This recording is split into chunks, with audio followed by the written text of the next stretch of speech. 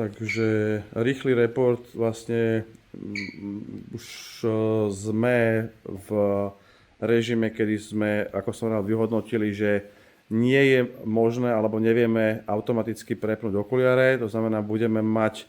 podľa mňa najlacnejší a najrýchlejší systém je, ak mi tu môžeš ukázať ten double click, Jano, že vlastne jednoduchým double clickom Teraz vidím, že ste tu. my kameru nevidíme, zapne sa teda kamera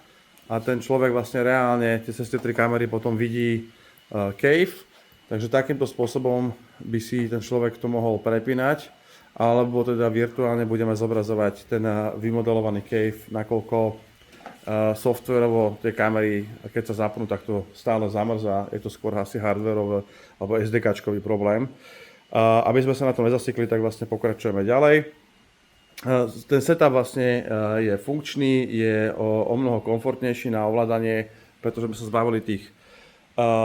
outside-in senzorov a momentálne teraz pozeráme skôr, že grafický výkon a či tam je nejaký lagging, lebo ideme vlastne bezkáblovo a budeme optimalizovať ten obsah.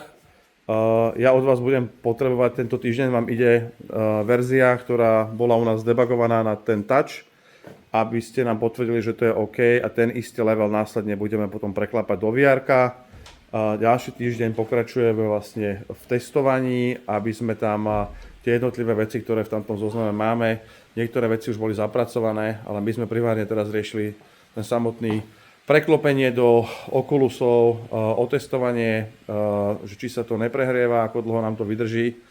a tým pádom vlastne ja by som už budúci týždeň mohol mať pre vás nejaké pozitívne správy, lebo dlho sme riešili práve to prepínanie tej kamery. Ďakujem a dovi.